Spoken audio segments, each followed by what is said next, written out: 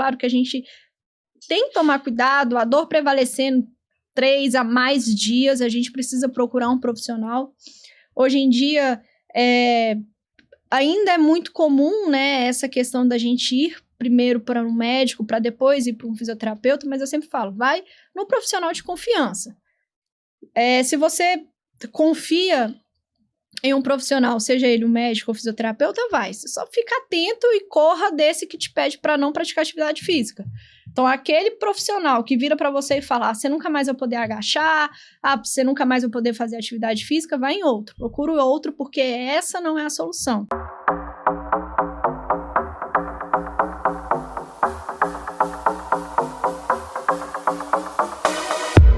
Olá, pessoal. Sejam muito bem-vindos ao Excelência Cast, segurança que gera valor.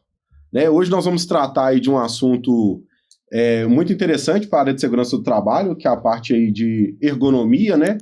Nós trouxemos aí um profissional, uma fisioterapeuta, eu vou apresentar ela para vocês, uma pessoa que tem um domínio técnico muito alto na área.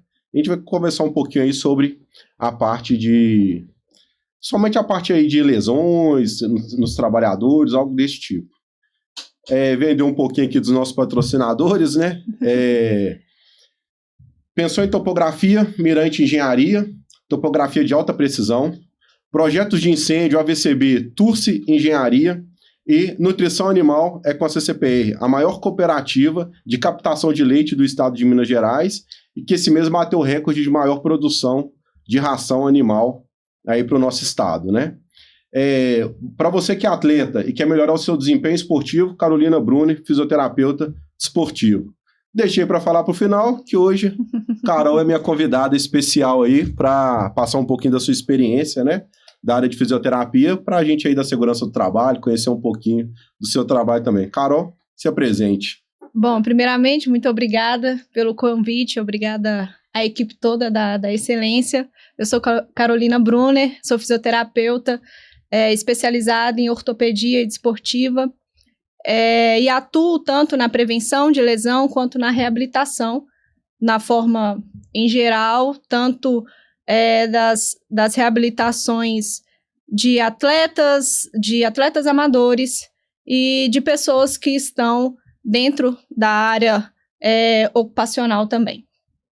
Isso aí, Carol. Então, para a gente começar a brincar um pouquinho sobre o tema, uma coisa que é muito recorrente nas minhas análises ergonômicas, né? Eu falo para o pessoal que eu sou ergonomista também, e o maior risco que eu vejo nas empresas que a gente atua é o risco de postura predominante sentado. Então, assim, a maioria hoje dos trabalhadores das empresas que eu atuo, né? Porque você tem muita empresa que o pessoal vai trabalhar de pé e tal, tem ramos de atividade que são de pé e tudo.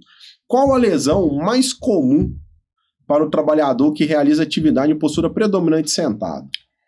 Então, Tiago, antes de eu falar sobre a prevalência, eu queria deixar muito claro que o que lesiona não é ficar muito tempo ali trabalhando sentado, mas ficar sentado ali durante muito tempo sem fazer uma movimentação, sem levantar às vezes. Então, não é sobre trabalhar sentado, mas é trabalhar sentado durante muito tempo, um tempo muito prolongado. E as grandes recorrências aí desse público, principalmente a dor na lombar, a lombalgia crônica vai estar bem presente, tendinopatias de ombro por conta da postura, algumas compressões nervosas por ficar muito tempo sentado ou ficar muito tempo apoiado na mesa. Então, as prevalências maiores que vamos ter é essa. Isso vai depender de pessoa para pessoa, vai depender se a gente está falando de uma questão mais aguda, de uma questão mais crônica. Então, esse público, ele também vai ter, a longo prazo, uma disfunção, quer ficar mais encurtado, isso vai gerar uma menor capacidade para ele. Então, essas são as maiores questões assim, que tem nesses públicos. Entendi. Eu vejo muito essa questão de encurtamento, como você comentou, e eu vejo muito nas empresas que a pessoa trabalha e fala comigo assim, não, mas eu trabalho aqui e faço musculação, que é o mais comum que eu vejo as pessoas fazendo, né? Hoje está muito na moda correr, mas eu vejo sempre falando aí na questão da musculação. Qual a importância real do alongamento antes de fazer um exercício, tipo uma musculação? é importante você dar um alerta ali para o seu corpo que você vai começar alguma atividade. Então, realizar o alongamento, que é um tipo de exercício mais passivo, mais parado, tanto com a mobilidade, que é ali onde você realiza, às vezes, o mesmo movimento que você realizaria alongando, mas com algum tipo de movimento. Então, você está mostrando para o seu corpo, exercitando ali de uma forma inicial, para que na hora que você chegue para realizar o exercício realmente físico, ali, seja a musculação, a corrida, você esteja com uma capacidade melhor. Seu corpo já está um pouco mais aquecido, as articulações já estão um pouco mais preparadas. Então, isso gera uma capacidade melhor para o indivíduo, paciente, atleta, seja o que for, para ele conseguir realizar o movimento com uma melhor eficácia. Entendi. Então, pessoal, eu vejo muito aí na academia, né? Frequento a academia, pratico aí arte marcial, musculação, e a cada 100 que entra na academia, 2 fazem alongamento, né? Isso que eu vejo aí. São pouquíssimas pessoas que eu vejo fazendo alongamento, e é um dos temas que eu queria tratar aqui, porque eu vejo que é muito negligenciado isso, e eu entendo que é muito importante. Tem até pessoas que brigam, mas você faz alongamento? Eu falei, faço. Às vezes eu fico lá 20, 30 minutos me alongando, fazendo alguns exercícios de mobilidade, para que na musculação eu diminua alguns riscos aí, e tenha mais facilidade também para fazer os movimentos, né, que é necessário lá. Com certeza. Para um trabalhador, tá, que realiza a sua atividade, postura predominante sentado, está trabalhando no escritório, no dia a dia, vai para academia, e hoje as pessoas elas têm muito essa vaidade do corpo, então eu vejo muito na academia o pessoal com peso, muito peso, e eu sou alvo até de brincadeiras, as pessoas, mas você está fazendo fisioterapia, tudo que eu não sou um adepto a colocar tanto peso. Eu falo para as pessoas, eu gosto de mordomia, então não fica me colocando muita coisa, não, eu faço por saúde, né, a minha situação. Quais são os riscos do excesso de carga num treino de musculação? E para esse tipo de profissional, tá, esse tipo de atividade que eu estou te falando, que é uma atividade mais de escritório, sentado, quais seriam as suas dicas numa academia para essa pessoa fazer? A principal dica foi até o assunto anterior. A questão da mobilidade, do alongamento, algumas pessoas elas falam muito sobre, mas eu não tenho tempo, eu tenho 30 minutos para poder fazer atividade física ali dentro da academia, se eu parar para fazer a mobilidade, eu vou perder. Então, assim, às vezes é interessante, minha primeira dica é interessante deixar um tempinho para poder preparar o corpo antes, até mesmo com uma questão de prevenção. Não adianta nada eu fazer 30 minutos de exercícios diários se daqui 2 semanas eu vou parar porque tive uma lesão. Então, é muito melhor você capacitar o seu corpo antes, porque é como você falou, não precisa de um excesso de carga. O seu objetivo, seja ele de saúde ou estético, ele vai chegar a longo prazo. Então, não tem essa necessidade, a gente não precisa correr contra o tempo. Então, a primeira dica é essa, se prepare o corpo antes. Isso vai ser fundamental para que você consiga praticar atividade física por mais tempo, por um longo período. E para os trabalhadores, atividade física é fundamental também. Então, praticar qualquer atividade física para essas pessoas que ficam ali muito tempo sentadas, sem praticar há muito tempo, às vezes, porque eu trabalho durante 8 horas, chego em casa, tenho que cuidar do meu filho, tenho que cuidar da casa, e aí as dores vão chegando. O corpo, ele começa a reclamar sobre aquilo. E eu sempre falo com os meus pacientes que têm essas queixas, eu falo, mas se você não cuidar de você, como é que você vai cuidar do outro? Como é que você vai... se você não cuidar de você, como é que você vai conseguir fluir no seu trabalho, fluir em casa, fluir com seu filho? Então, outra dica que eu faço é pratique uma atividade física. Mas se você não tem ainda o costume de praticar, vai com calma, progressivamente, vai aumentando, não precisa, projeto verão, né, estamos em finalzinho de outubro, começamos novembro, projeto verão, vai lá, começa a querer fazer todos os dias, com bastante carga, 2 horas na academia, ou todo dia, agora tá muito aí em alta, futevôlei, beach tênis, e aí quer fazer todos os dias, quer aproveitar e acaba lesionando, e acaba não tendo isso a longo prazo, e acaba que eu estava em casa, não sentia nada, fui praticar atividade física, comecei a sentir. Então, a dica que eu tenho é essa, se aqueça antes ali, prepare seu corpo, pratique uma atividade física, mas tenha consciência de que você precisa progredir a carga do 0 ao 10. Não adianta, gente, em nada na vida. Não tem como você pular etapas na sua vida e o seu corpo é a mesma coisa. Não adianta, a gente tem, né, hoje em dia na fisioterapia, a gente fala muito sobre o equilíbrio entre capacidade e demanda. Não adianta nada eu ter uma capacidade baixa, porque nunca fiz uma atividade física, e colocar uma demanda altíssima. Isso vai te levar a ter um maior risco de ter lesão. Entendi. Para me finalizar a parte aí de musculação, nos seus pacientes aí que você atende, você deve atender alguns pacientes oriundos da musculação. Tá? Qual tipo de lesão é mais recorrente para o público da musculação? Pessoal, e lembrando, eu estou focando na musculação porque é o mais comum de um trabalhador realizar, tá? Uhum.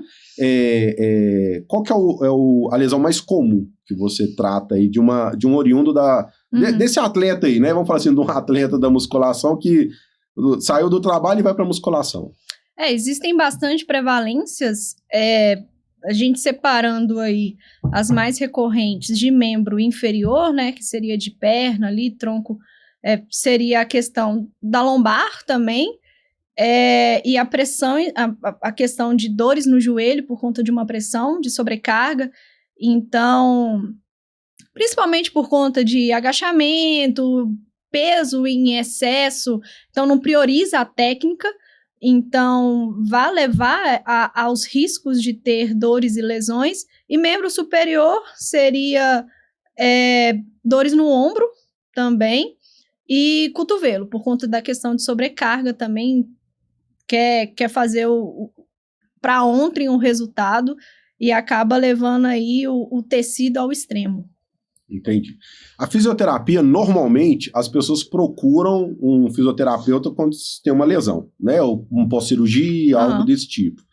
Me fale qual a importância da fisioterapia, essa fisioterapia de preparação, né? Essa fisioterapia que não tem a ver com lesão. Não, olha, eu quero melhorar o meu desempenho, eu quero... olha, eu tô começando a sentir uma dorzinha lombar, mas não é nada grave, não cheguei no ortopedista, eu só quero fazer uma fisioterapia para fortalecer. O que você vê como importante, o que você vê no seu mercado, como que tá, se as pessoas estão preocupadas com isso, né, com o bem-estar, nessa parte do corpo mesmo, assim, de não esperar que chegue uma lesão, não esperar que chegue uma dor. O seu público é mais jovem, mais velho... E o que você pensa disso aí, das pessoas procurarem esse tipo de fisioterapia que antecipa, né? Que fortalece. Hoje em dia tem tido mais procura, eu vejo que a geração atual tem se preocupado mais com a saúde física, mental. Então, hoje em dia, eu brinquei, né, sobre a questão do Projeto Verão. Então, há uns tempos atrás, a gente via que a academia... ela só enchia realmente próximo ali de novembro, dezembro e janeiro, porque todo mundo queria ter um corpo bonito para ir para a praia. E hoje em dia não, hoje em dia a academia está lotada, hoje em dia a cada esquina tem uma academia ou algum tipo de quadra para praticar atividade física. Então hoje em dia as pessoas estão procurando mais, tem tido mais informações também sobre o benefício. Então, dentro de uns 2 anos para cá, eu tenho recebido mais pacientes procurando esse nível de prevenção ou de uma fisioterapia mais voltada para funcionalidade. Então, hoje em dia, sim, tem pessoas procurando, principalmente jovens adultos, ali nessa faixa etária, para cuidar do corpo e conseguir melhorar sua capacidade para poder... praticar atividade física com uma qualidade melhor. Então, hoje tem cada vez mais acontecido. Sim, entendi. E você, qual seria a dica para as pessoas fazerem isso? te procurarem para essa prevenção? Ó, outra coisa quais também... seriam os ganhos, né? Vamos falar assim, quais são os ganhos que você fala assim, olha, porque tô falando na minha visão, vivo dentro de academia, praticando de arte marcial, e para mim foi uma situação nova, quando eu ouvi falar disso. Nunca tinha ouvido falar. Eu fiz fisioterapia uma vez que eu tive lesão. Então, não tinha olhado, e eu sou uma pessoa assim, que hoje vende essa ideia. Porque para mim foi um negócio muito bom. Mas assim, quais são os ganhos que você fala com o atleta? Olha, você vai ter esse ganho aqui. Muitos ganhos. Primeiro que você fazer a fisioterapia de uma forma preventiva, o seu risco de lesão diminui, primeiramente. Então, o risco de você ficar afastado de uma atividade que você gosta já diminui. Se caso, né, eu também não posso vender que você não vai ter lesão. Isso é impossível. Fazer atividade física ali, você está susceptível a isso. Mas eu posso te garantir que se caso você vir a ter lesão, você vai ter uma lesão de um grau ali leve a moderado, então você vai ficar também, muito provavelmente, menos tempo afastado, se caso você precisar de uma reabilitação. Mas existem esses grandes benefícios, igual hoje em dia eu passo muita informação para os meus pacientes a respeito de, olha, sentiu alguma coisa? Me procura. Porque é muito mais fácil eu tratar um quadro agudo, então seja de uma dor no ombro, de uma entorse de tornozelo, é muito mais fácil eu tratar aquilo nos primeiros dias do que a pessoa ir passando, não, vai melhorar. Aí acontecia muito, hoje eu já não recebo tanto esse tipo de paciente, mas eu tenho certeza que ainda existe, eu comecei a sentir uma dor no ombro praticando musculação e vou ficar uma semana sem praticar, porque aí vai passar. Aí quando volta, a lesão volta até pior, porque o paciente, né, o trabalhador, seja o que for, ficou um tempo afastado, ou seja, ele ficou ainda afastado da atividade física, que é o que melhora a capacidade dele, que é o movimento. E aí, quando ele volta, ele ainda volta a tentar jogar a mesma carga que estava anteriormente, e ele vai lesionar mais. Esse paciente, quando ele chega para mim, ele vai demandar mais tempo na reabilitação. Vai ser mais complexo o caso dele do que quando ele vem antes. Então, existem esses benefícios de que ele vai conseguir melhorar mais rápido, às vezes vai conseguir prevenir lesões.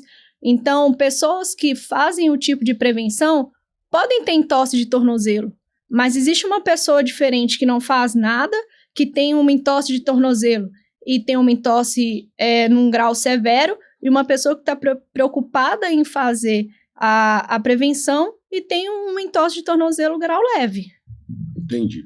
Eu vou usar um termo, não sei se é o certo, aí você me corrija, tá?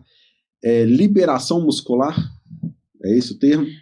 Tecnicamente falando, é liberação miofascial. Entendi.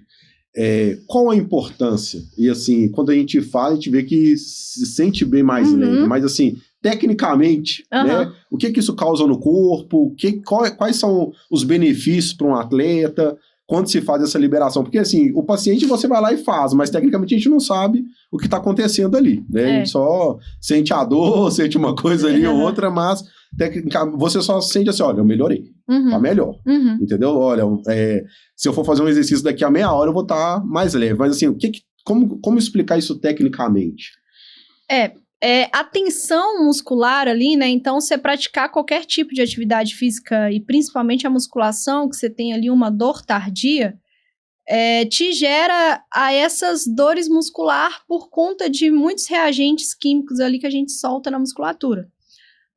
O grande causador disso aí é o ácido lático, que a gente libera ele e acaba gerando essa dor muscular.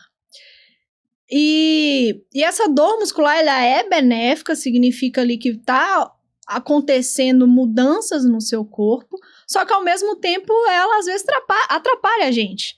Então assim, queria ir treinar hoje, mas poxa, eu tô com muita dor. E aí, essa dor, ela traz alguns...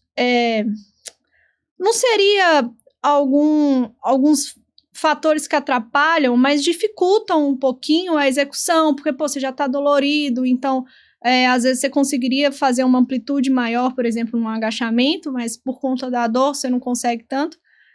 E aí a liberação miofacial, ela serve para conseguir causar esse relaxamento na musculatura, limpando ali essas toxinas que fica presa no músculo, e a gente melhora o fluxo sanguíneo e tudo isso aí vai melhorando a capacidade da musculatura. Então, o grande fator que beneficia isso é a questão que a gente conversou. É o equilíbrio entre a capacidade e demanda. Então, eu treinei por conta da dor muscular, eu diminuí um pouquinho a minha capacidade, e aí quando a gente realiza esse trabalho de relaxamento muscular, a gente sobe um pouquinho a capacidade do corpo, fazendo com que você consiga praticar melhor ainda a sua atividade física. Tá, então já que a gente tá nesse assunto aí, vamos pro que a galera tem medo aí, que são os choques, né? A maioria, na hora que vai tomar o choquezinho lá, fica com medo. Para que é o choque? Meu entendimento é muito pouco, mas eu sei que tem algumas tensões ali que eles vão fazer algumas coisas. Explica assim, como que é o funcionamento, para que ele é utilizado, em quais situações você deve utilizar. O popularmente... Eu falo choque, mas me corrija e use seus termos, tá? Isso daí é bem complexo, assim. A gente poderia ficar aqui durante muito tempo falando sobre isso, porque o popularmente choquinho, e isso é muito comum. Às vezes eu vou falar com um tipo de paciente, às vezes precisa de um tipo de corrente, e aí eu falo, olha, vou fazer uma corrente com você, ela costuma doer, que costuma ser a eletroestimulação, que é quando a gente precisa acordar a musculatura, e aí o paciente já chega meio que familiarizado com uma corrente que é mais para relaxamento. Ah, não, eu já fiz esse choquinho aí, não doeu nem nada do tipo. Então, existem diversos tipos de corrente, com diversos tipos de parâmetro, então depende muito do que a gente precisa para aquele paciente. Então, a gente precisa causar uma sensação de alívio, né? Às vezes chega um paciente para a gente na clínica que ele está com muita dor. E hoje em dia, a minha forma de trabalhar é com cinesioterapia, movimento cura. Mas às vezes chega ali um paciente que está com um quadro muito álgico, que ele não consegue fazer determinado tipo de movimento, a gente entra com essa corrente ela vai agir num sistema de comportas que, assim, uma forma mais, para conseguir explicar isso, eu falo muito com meus pacientes dessa maneira, olha, é como se tivesse uma portazinha ali no cérebro para poder entrar a informação de dor. A corrente TENS, ela chega primeiro. Então, ela fecha ali, ela meio que enche aquela região ali para que a dor não chegue, para a informação da dor não chegar. Então, esse paciente, ao não sentir mais dor, a gente consegue realizar o movimento com ele. Então, ele consegue melhorar. Aquela corrente ali não vai aliviar a dor dele, mas ele vai conseguir, naqueles 30 minutos ali, 1 hora, ele vai conseguir sentir menos dor, a gente vai conseguir trabalhar a atividade com ele, o exercício que precisa para melhorar a capacidade dele, para gerar modificações, e esse exercício, com o passar do tempo, vai melhorando e vai fazendo com que ele volte à funcionalidade dele. Então, existem correntes e correntes, existem correntes para melhorar a questão da inflamação. Então, isso daí, sempre, acho que a partir do momento ali que você entende um pouquinho isso, hoje em dia, chega muito até paciente perguntando, essa corrente é para quê? Essa é para quê? Porque sabe que tem estímulos diferentes, e aí gera esse ponto de curiosidade para o paciente. Isso é bem legal, porque aí ele tira um pouquinho dessa ideia do choquinho, sabe? Eu acho interessante, né, que você falou aí numa questão de o movimento cura, né? Como que até a gente chegar numa fisioterapia, a gente se limita. Às vezes você teve uma lesão há 15 anos, que ela já tá tratada, tá tudo ok. Mas ainda você compensa. Você compensa, você tem medo. E aí a fisioterapia, ela quebra isso na sua cabeça. Assim, uma das importâncias que eu vi muito na fisioterapia é isso. É quebrar uma situação. Você teve uma lesão há 20 anos. Já foi essa lesão. Agora vamos... E é interessante isso aí. Agora vamos um pouquinho para minha área, né? Mas não na área de segurança, na área da luta, né? Que é uma área interessante também. Então, assim, na luta eu divido ela de duas maneiras. O que eu faço, que é o strike, que é uma arte marcial para trocar, que é o karatê, no meu caso. Então, tem Muay Thai, tem boxe, então que é trocação.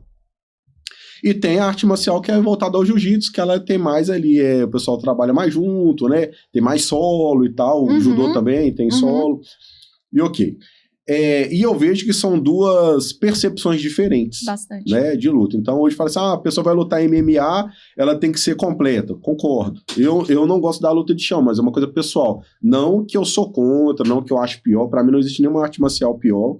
Pra mim todas têm o seu valor e tem um que você se adapta melhor. Eu me adapto melhor na luta de pé, na minha concepção. Então é o seguinte, quais os exercícios, e há pouco tempo eu escutei sobre isso, né? Que são diferentes, apesar de ser arte marcial. Então, assim, para um profissional, para uma pessoa que é o meu caso, que não é um atleta de ponta, nada disso, sou um atleta que gosto de praticar. Quais são os exercícios que mais agregaria, ou o outro esporte que mais agregaria ao desenvolvimento da minha arte marcial, que seria onde eu preciso de mobilidade, preciso de algumas coisas. Isso, exatamente.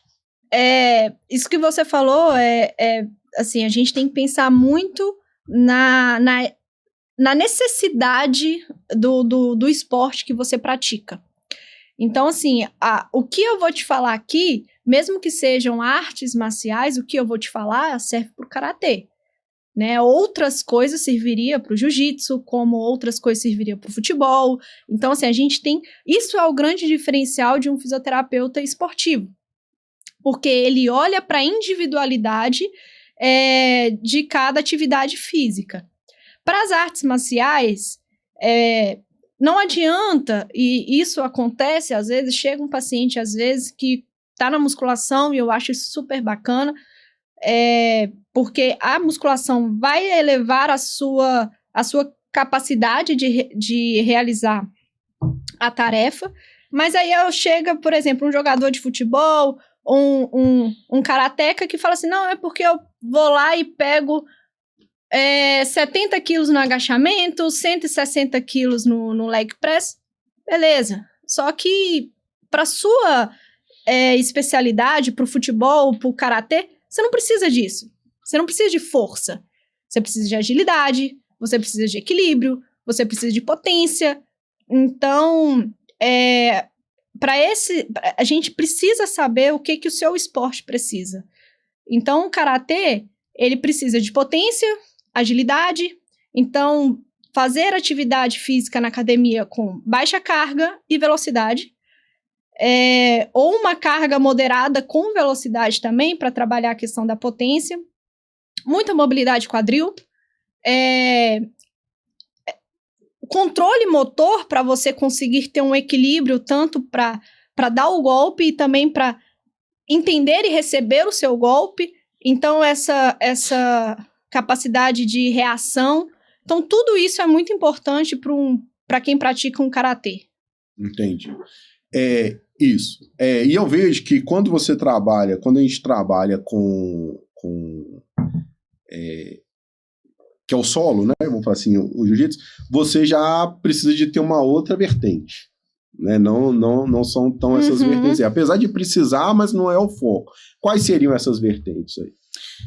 O jiu-jitsu já é totalmente diferente, né? O esporte você pratica, você tem além do seu peso, você tem um peso extra que é do seu adversário.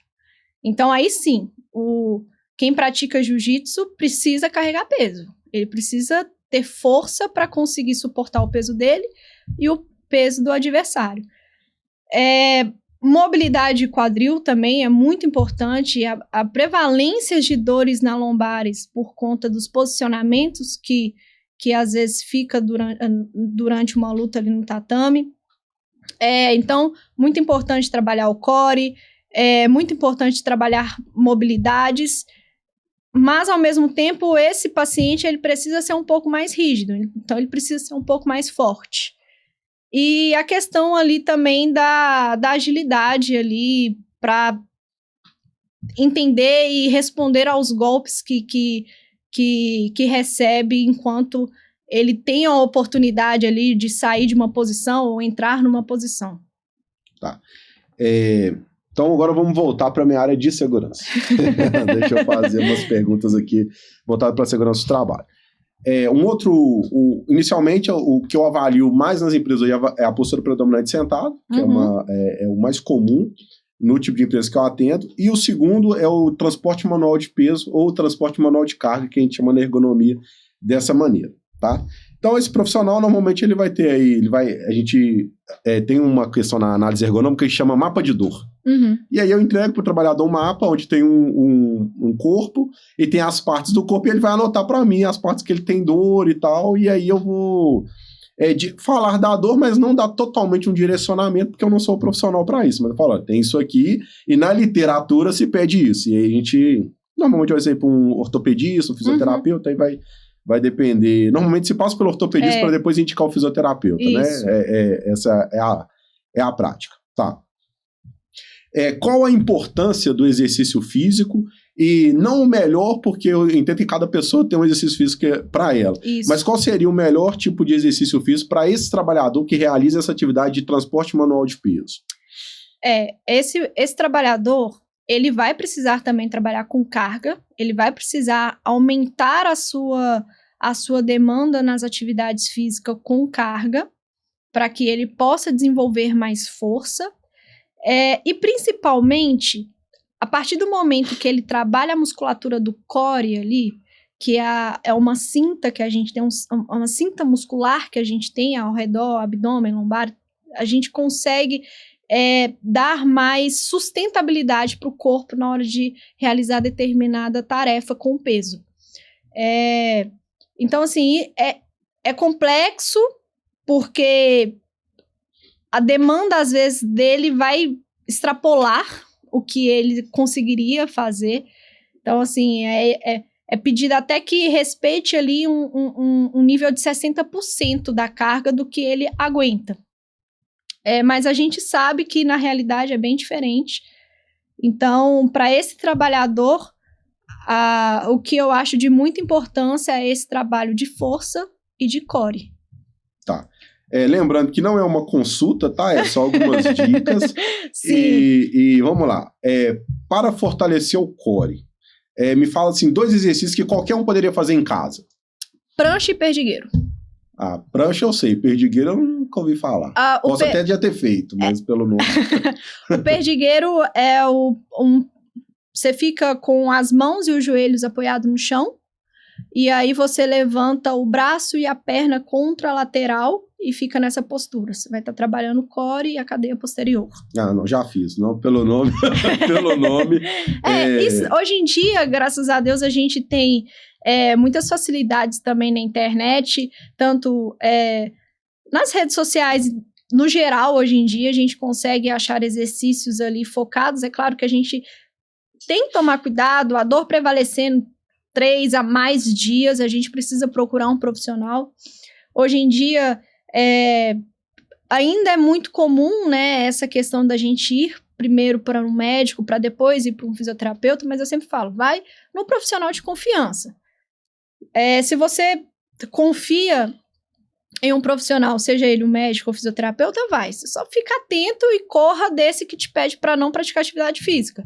Então, aquele profissional que vira para você e fala, você nunca mais vai poder agachar, você nunca mais vai poder fazer atividade física, vai em outro. Procura o outro, porque essa não é a solução. Mas, pesquise, hoje em dia, né, tem muitas informações na internet, pesquise, busque ali informações, exercício para core, exercício para joelho, exercício para melhorar o equilíbrio. Hoje em dia a gente tem muito disso. Mas, mais uma vez, se os sintomas aí que você sente persistir por muito tempo, algum exercício que você estiver fazendo, você sentir que aquilo piorou a sua dor, procura um profissional. Tá, duas coisas que eu vejo muito, e aí é pelo meu conhecimento, que é um conhecimento de um leigo, tá, na sua área, mas é que eu gostaria que você falasse um pouco de quais lesões, que é do dia a dia agora, coisas do dia a dia, quais as lesões que podem ocorrer, e se pode ocorrer mesmo e tal, porque eu vejo, assim, mito e verdade, mas eu não sei te falar. Uma das coisas que me incomodam muito são adolescentes que vão para a escola, ou crianças que vão para a escola com aquela mochila que só coloca um lado, sabe? Que só tem uma alça nela. E assim, eu já ouvi falar que dá lesões na coluna, essas coisas assim. Pode dar essa lesão? Qual tipo de mochila seria mais recomendado? Pode dar por conta de compensações, né? Então, você coloca a mochila só de um lado, vai gerar compensações do seu corpo. Então, isso pode te gerar... E é engraçado, você falou antes sobre a compensação, sobre a questão da gente chega na fisioterapia, e essa compensação fica, sabe? Então, assim, às vezes a pessoa, o aluno, ele tá ali com a mochila e ele fica um tempo com aquela mochila, com aquela compensação, e mesmo às vezes quando ele tira a mochila, ele se mantém naquela compensação. E aí o corpo vai trazendo aquela compensação como o seu natural. E aí acaba compensando uma região mais do que a outra, que pode sim trazer lesões. Então, o mais indicado é que a mochila não seja tão pesada para o aluno e que, se possível, ele colocar as duas alças nos dois ombros, né, para dividir um pouquinho desse peso. Entendi. Então, é baseado no que eu penso. E a importância do tênis, da escolha do tênis para se desenvolver um esporte onde você precisa de tênis, né? No meu caso, a arte marcial é descalço, que a gente tá no tatame. Mas que para mim gera problema também, tá? Eu tenho alguns colegas que falam que dão problema no pé lá, porque pisou muitos anos pisando em tatame e tal. Um fica com o pé achatado, outro com... Tem vários nomes que eles usam aí. Mas assim, qual a importância da escolha de um bom tênis? Igual eu tava comentando, olha, hoje a moda é ter muita corrida de rua, né? Todo dia tem uma corrida de rua, todo dia uma empresa faz e tudo. E sou a favor, não sou contra, tá movimentando esporte. Eu sou um defensor de esporte, né? Então, eu falo com as pessoas, olha, eu trabalho, tenho filho, não tenho tempo pra nada. O tempo todo eu tô na correria, mas eu paro meu tempo pra praticar meu esporte. Não por hoje. Porque hoje eu tenho saúde, hoje meu corpo tá bem, mas lá no futuro. Então eu tenho... fala assim, para esporte não tem desculpa, você tem que praticar. Às vezes eu paro o karatê um pouquinho, faço mais musculação, depois eu paro a musculação, vou pro karatê, mas estou sempre em movimento. Porque para mim é aquilo que você falou, tem que se movimentar. Se não movimentou, quando você vê, você vai encolhendo e vira uma tartaruga, né? Então, e aí depois fica tarde. Fica tarde depois. Então, assim, qual a importância da escolha de um bom tênis para praticar? Vamos falar aí da corrida, que a gente já falou da musculação, mas para corrida. Que é uma coisa também comum que eu vejo que muitas empresas estão fazendo para os trabalhadores realizar essa atividade. É importante porque, assim, você não vai correr com o mesmo tênis que, não sei, você vai ao shopping, por exemplo, né? Então, é importante você saber o tipo de tênis apropriado para aquele tipo de atividade física. Então, por exemplo, eu trabalhei um tempo no CrossFit e o tênis do CrossFit, ele é um tênis específico até mesmo para você subir a corda, porque é um tênis que não escorrega. Então, assim, é importante você escolher, mas durante muito tempo teve aquela questão de esse tênis é para pisada supinada, esse tênis é para pisada pronada, porque meu pé, ele cai, que não sei... Hoje em dia, os tênis hoje nem vendem mais isso, porque já não existe tanta... como é que eu posso falar? Estudos científicos que comprovam que realmente tem esse benefício, mas o importante é você conseguir capacitar o seu corpo. Então, o tênis, ele é importante, mas ele não pode ser prioridade para você.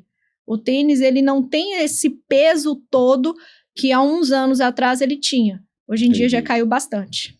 Entendi. Carol, quais são os maiores desafios que você encontra no seu ramo de fisioterapia? Que é o esportivo, né? O meu maior desafio, às vezes, é alguns pacientes que eles não respeitam ali o processo que ele precisa passar. E eu entendo, é difícil a gente ter essa determinada paciência. Então, existem lesões aí que a gente precisa reabilitar durante 12 meses.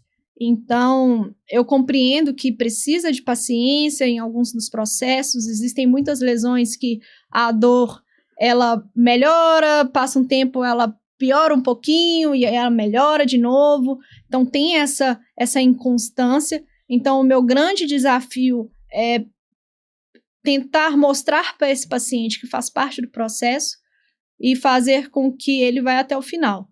Eu acho que esse é o... E tem um outro ponto da moeda, que é o paciente que às vezes melhora rápido demais, não sente mais dor, mas ele não está capacitado para voltar. E aí ele, não, eu já não estou sentindo mais dor e tudo mais, mas ele não está funcional para aquela atividade física e acaba voltando aí sem a liberação, sem a alta, e acaba voltando depois para a físio. Aí volta com a lesão, né? Respeitar o processo. Exatamente. Sempre falo isso com as pessoas. Para quem está entrando no mercado de trabalho agora, qual seria a sua dica? Agarre todas as oportunidades, eu sempre falo isso. Eu falo, às vezes, com alguns colegas que ainda estão em formação, e eu falo, olha, agarra todas as oportunidades que você tiver em grupos de estudos, áreas de pesquisa, qualquer trabalho multidisciplinar que o professor passar, faça, corra atrás, faça o seu conhecimento, tanto da matéria, quanto de pessoas, da experiência das outras pessoas. Então, é claro que nem todo mundo vai conseguir agarrar as oportunidades por conta de estudo e trabalho ao mesmo tempo. Então, na medida do possível que você conseguir aproveitar as oportunidades, aproveite. Tanto na questão de network, quanto na questão de técnica. Entendi. É muito bom, né, quando a gente encontra um profissional que domina bem a sua área, que você tem uma aula, muito legal mesmo, parabéns. Obrigada, Thiago. São poucos profissionais que eu conheço assim, então é bem legal, é bem interessante. Pessoal, estamos chegando aí ao final de mais um Excelência Cast, né? Muito obrigado. Se vocês curtiram o nosso conteúdo, se inscreve em nosso canal, né? Para a gente continuar com o nosso trabalho. Agradecer a Carolina, primeiro, pelo patrocínio, por acreditar no nosso trabalho, tá, Carol? E deixando claro, a Carol não está aqui pelo patrocínio, ela está aqui pela profissional que ela é. É um tema que a gente queria abordar também sobre, que envolve os trabalhadores. Hoje está muito comum as empresas tratarem de esporte dentro delas, né? Sim. Então é uma profissional aí, assim, me surpreendeu. Eu já tinha certeza da competência dela, me surpreendeu mais o domínio que ela tem da área, né? Então, assim, se eu já indicava o trabalho, eu já indico muito mais, tá, Carol? Muito obrigado mesmo. Agradecer também a CCPR, né? Nutrição Animal, Mirante Engenharia e Turci Engenharia, né? Mirante na parte de topografia e Turci AVCB e projeto de incêndio. Muito obrigado. Obrigada, Thiago. É um prazer poder estar aqui e é um prazer também poder ser parceira, porque a engenharia do trabalho cuida de pessoas, a fisioterapia cuida de pessoas, então a gente está traçando o mesmo objetivo, não vejo como poderia ser diferente. E eu agradeço muito a oportunidade. Se caso alguém precisar de cuidados, de alguma dúvida, qualquer coisa, eu fico totalmente disponível nas minhas redes sociais.